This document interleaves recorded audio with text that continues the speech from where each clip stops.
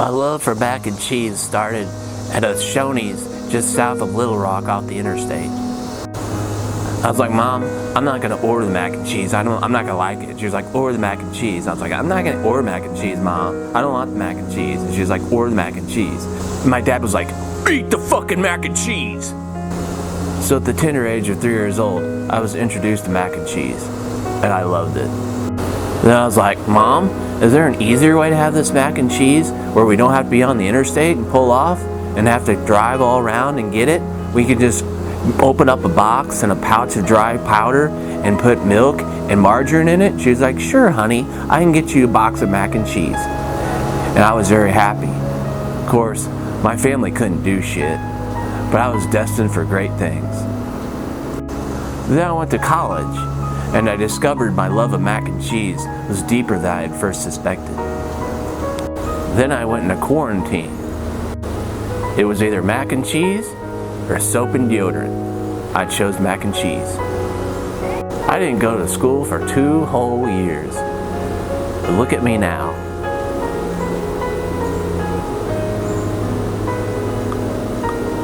Sharp as a whip. I pay $27,500 in tuition every semester. I like to sit in the grocery store and clog up the aisle just by looking at my smartphone. I sit there and go, what's this? What's this? Ooh, what's this? Hey Mom, I'm at the grocery store. Then I met a friend of mine named Dale.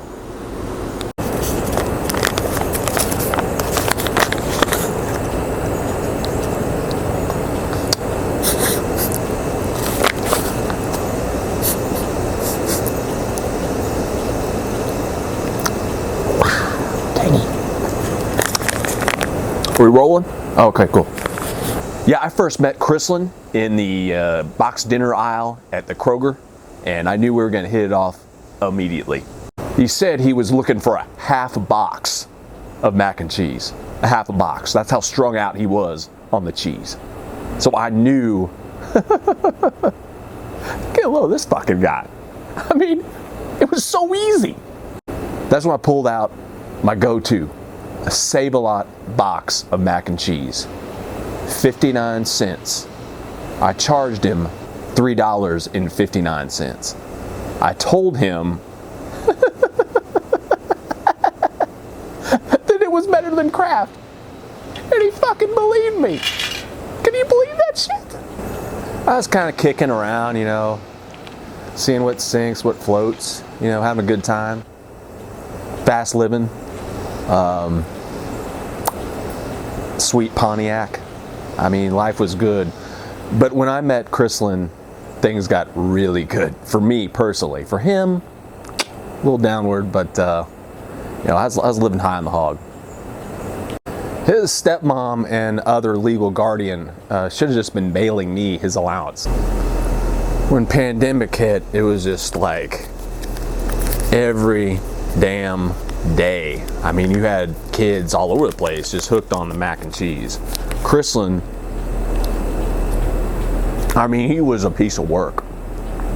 I mean, when God created Chrislynn, he created a kid who couldn't do shit but could actually eat 2 to 3 boxes of mac and cheese before 9 o'clock in the morning. He was all hooked on, you know, all sorts of video games. You know, said he was going to school. Going to school of hard knocks is what he's going to. Definitely not in finance. I'll tell you that much. Oh boy. Fucking retardation. Let's just say I went from driving my grandma's PT Cruiser to driving a Pontiac Aztek. Thanks to guys like Chrislynn. DDS. Don't do shit. Once Chrislynn was paying $9.49 for something with a shopping cart on it, that we had a problem. DDS. Don't do shit. Typically we see addictions to mac and cheese start as early as 4 years old, 2 years old, 6 years old. They usually begin at Shoney's, Cracker Barrel, Applebee's. In Chrislynn's case, I knew I was dealing with kind of a wild card.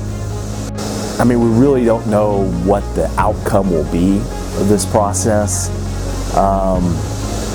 You know, he was going through 2 to 3 boxes by noon, and it was not good mac and cheese. He was being offered something called Save-A-Lot mac and cheese by a man named Dale, who I've treated probably 13 to 14 times over the years. This is obviously public enemy number one. On the streets, macaroni and cheese is called Cheesezilla, Mac, Big Daddy Mac, Orange Yella. In some darker corners, it's called Macalicious, Powder Punch, Creamy Dreamy, Neon Mashed Potatoes, Sloppy Cheetos, Bob Crafty, Hot Cheese Dicks, Dancing in Wisconsin, Nudes, Wet Cheetos, Cheesy Puff Diddles. We obviously saw a big spike during pandemic. Now that everyone is figuring out their ass from a hole in the ground, they're kind of figuring out that, you know, they weren't doing anything and they still don't do anything. It's obviously a public health issue, kind of moving in some direction. Positive outcomes can be reached.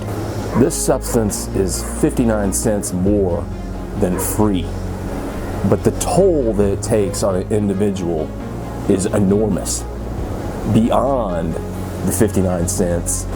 Typically, you'll find some codependencies with skillet dinners, Hamburger Helper. They'll drift into ramen. They'll eat ramen after the age of 20. Hey, there's Hamburger Helper. I don't have any hamburger anymore. I'm just going to do the helper. But there's no help anymore. You're beyond that. You're just mixing sour cream with the Hamburger Helper without the hamburger. And that's another issue that we find with a lot of people. They're like, well, I have to pick and choose. I can't just have the hamburger. I can't make a patty. I can't make a hamburger. But I'll have just the helper. So that's another case of DDS. Don't do shit. To move on to SpaghettiOs, to move on to, at times, I've seen people eat ice cubes with ketchup on them. So, you know, there are different levels of bother. Frankly, a lot of these people, I'm afraid, just can't be helped. When I ran into Chrislynn, I knew we had a piece of work. I mean, let's just say I drive a higher number Mercedes now. Oh man. I might have to have some mac and cheese. There are around 350 Americans. There's 37 million Canadians. Did you know that they eat 55% more mac and cheese than we do? Kraft sells 15 million boxes a month to 37 million people. Their factory up there produces 4 million boxes a week. It employs 960 people and it stays open 24/7.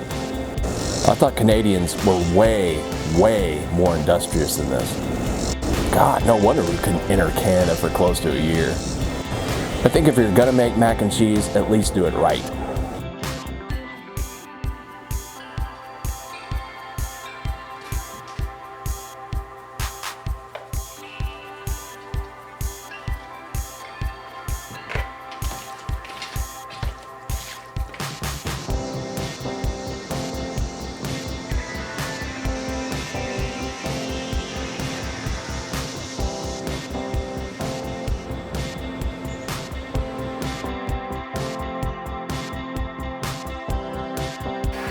And bacon is best done in the oven.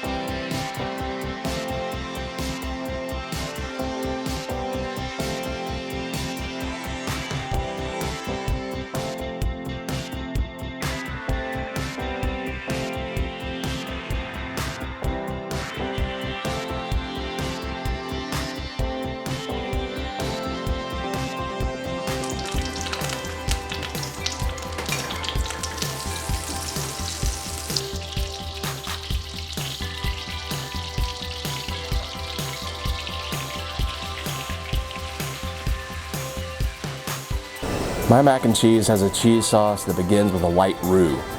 You might remember we made gumbo using a roux. For this roux, you really don't want to cook it longer than about a minute. Its function is not really to add flavor, its function is to thicken.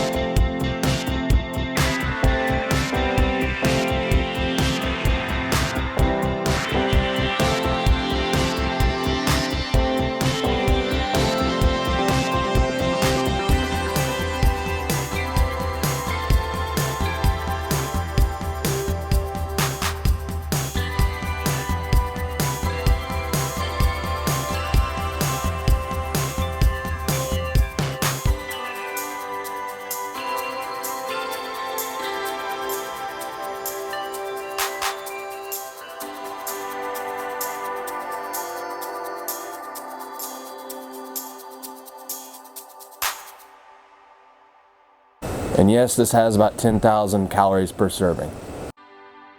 This is not cardiovascularly friendly. I put the mac and cheese into the skillet and finish it off under the broiler. You will most likely have chest pains and slight fatigue for several days after eating this.